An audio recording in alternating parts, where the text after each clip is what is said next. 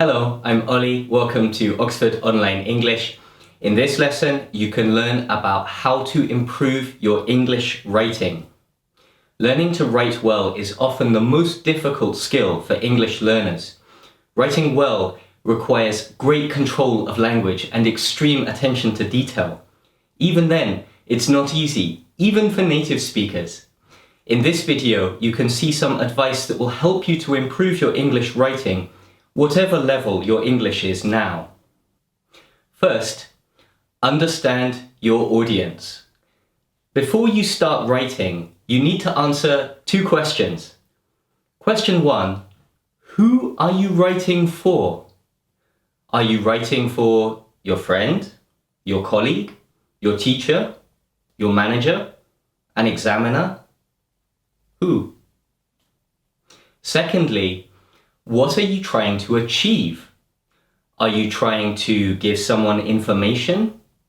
Are you trying to convince somebody of your point of view?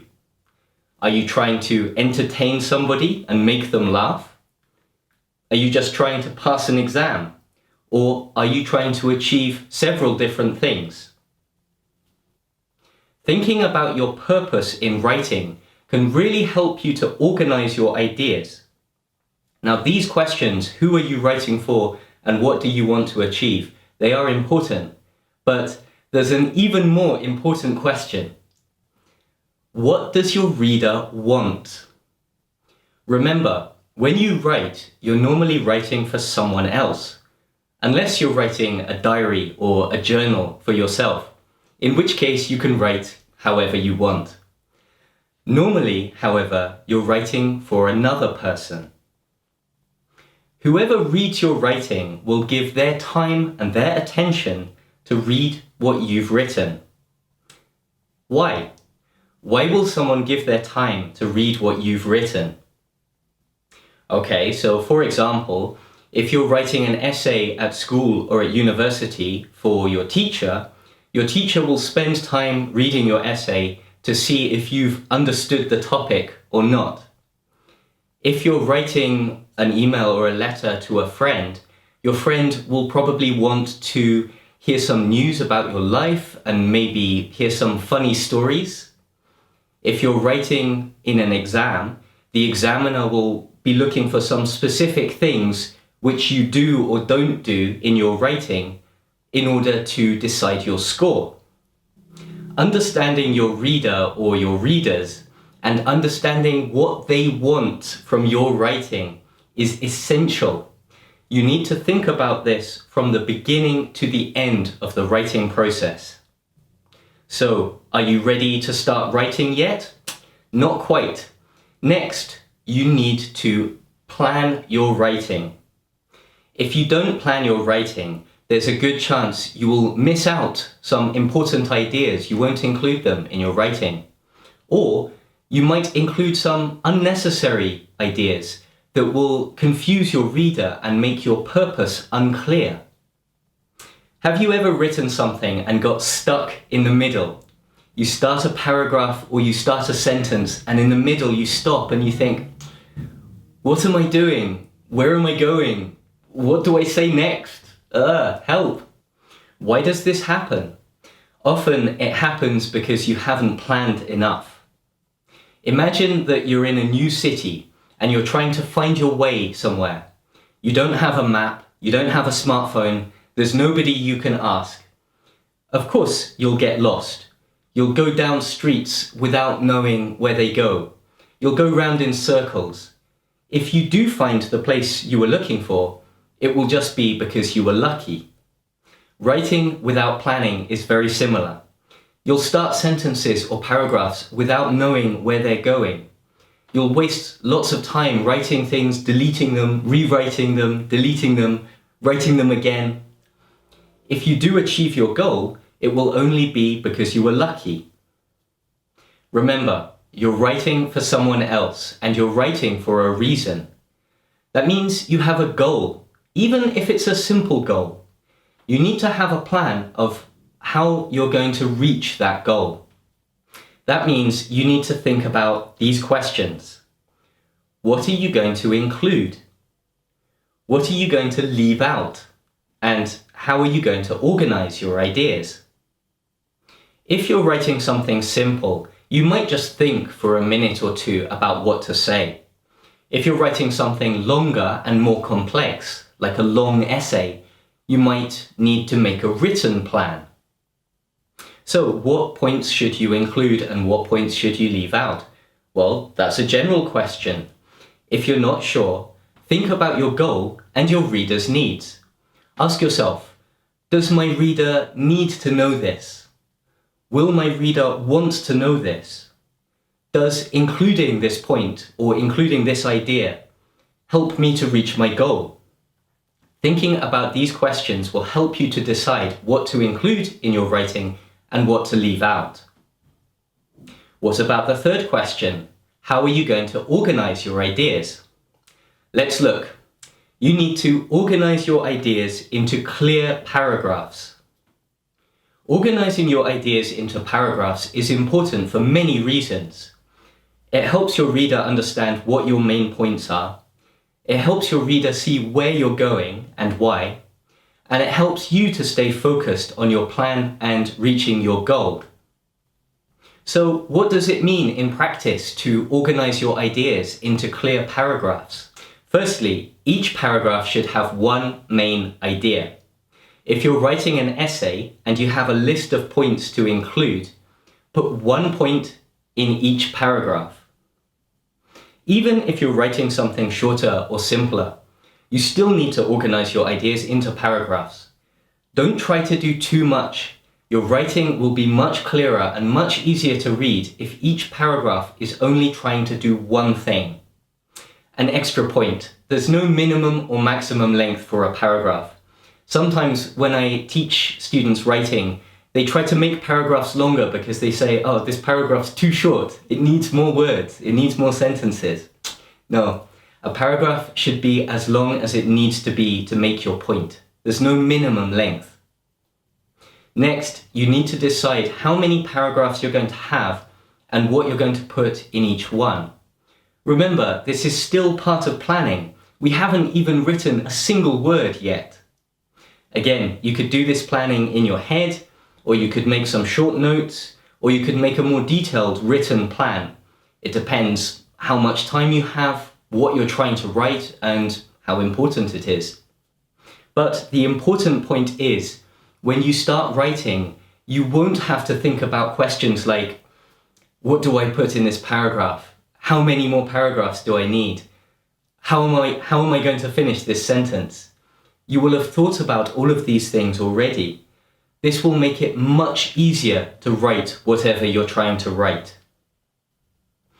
Okay, so now you're ready to start writing.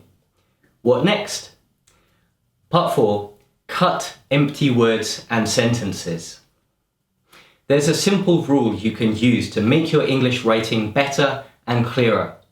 Write as little as possible. Let's look at some examples.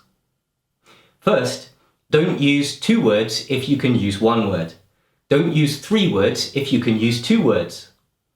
For example, don't say very tired, say exhausted. Very is generally a weak word and it should be avoided. It doesn't add much to your meaning. The same is true for words like really or absolutely. Use these words as little as possible. They're very rarely necessary. Don't say as a result if you can say consequently. Don't say on the other hand if you can say nevertheless. Use fewer words. Don't say this will get better in the future. Say this will improve in the future. Don't say she gave me a lot of help. Say she helped me a lot. Or even she helped me greatly. Or just cut greatly and say she helped me if you can. Use fewer words. Don't say maybe this will solve the problem. Say this will solve the problem. Words like maybe or perhaps are generally not necessary. If you're not sure about something, do you really need to include it? If you do want to include something that you're not sure about, use verbs like might or could. Say, this might solve the problem. Don't say, we need to find someone who can teach our son. Say, we need to find a teacher for our son. Cut unnecessary words and use as few words as possible. You can also look at sentences. In essays, many people tend to include sentences like, there are many advantages and disadvantages to this. Of course, there are two sides to this issue. In this essay, I will discuss all the ideas relevant to this point. What do these sentences tell you? Do they give you any useful or relevant information? No, and so they should be cut. Why is this important? Well, using fewer words and fewer sentences will make your writing clearer and easier to read. It will also help you to focus on what you want to say. Try to look at each sentence you write and think, what does this add to my ideas? What does this give my reader? How does this help me reach my goal in writing this? If you can't answer these questions, consider cutting it or try to make it shorter. It's not easy to write in this way. You won't be able to watch this video and go away and write like this. Even in this script, there are probably several places where I could use my own advice. However, you can try thinking about it the next time you write something in English. Over time, you can learn the habit of cutting empty words and sentences from your writing. Your writing will be much better and much clearer if you can learn to do this. Next, let's look at some more advice to make your writing clearer and easier to read. Use short, simple sentences where possible. Shorter sentences are easier to read and understand. That's not my opinion, that's a fact. There's a lot of research behind it. Longer sentences are harder to read and harder to understand generally. If you're a non-native speaker of English, writing longer sentences is especially dangerous. There's a higher chance you'll make some grammatical or language errors which will make your sentence difficult to read, or even worse, hard to understand. How long is too long? Well, 10 words is a good target length. 10 to 20 words is okay. Longer than 20 words? This is dangerous. There's a high chance your sentence will become unclear and difficult to read. So how can you do this? Well, first, remember what we talked about before. Using fewer words will make your sentences shorter and tighter. Here are some other rules you can use to keep your sentences shorter and clearer. First, don't use the passive voice unless you have a good reason. Using the passive always makes a sentence longer and more complex. Now, sometimes it's fine to use the passive, but not if you don't have a good reason. If you want to use the passive, make sure you know why you're using it and make sure it's really necessary. Secondly, start your sentence with the subject whenever possible. Thirdly, don't use relative clauses with who, which, that, where, etc. unless it's really necessary.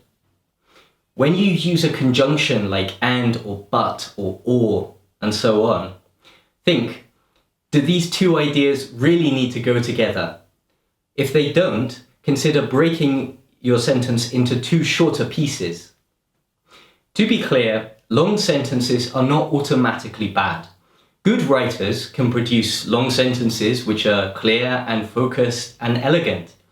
If you're writing about a particularly complex topic, you might need to use longer, more complex sentences to express more complex ideas. The point is, you should only use a longer, more complex sentence if it's really necessary. If you can express the same point in a shorter, simpler sentence, you should. Let's review what we've talked about today. First, you need to understand who you're writing for and what they want from your writing. Secondly, before you start writing, you need to have a plan. You need to know what you're going to include, what you're going to leave out, and how you're going to organize your ideas. Thirdly, your ideas should always be organized into clear paragraphs with one main idea per paragraph. Fourth, cut unnecessary words and sentences. And fifth, use shorter, simpler sentences where you can. Follow these points and I guarantee your writing will get better. I'm not just saying that. I use these points when I write something or edit something and I see the difference. Even now, I'm still learning this. You're never finished. Follow these points and you will see a difference. Okay, that's the end of the lesson. Thank you very much for watching. If you want to see more of our free lessons, check out our website, oxfordonlineenglish.com. But that's all. Thanks again. I'll see you next time. Bye bye.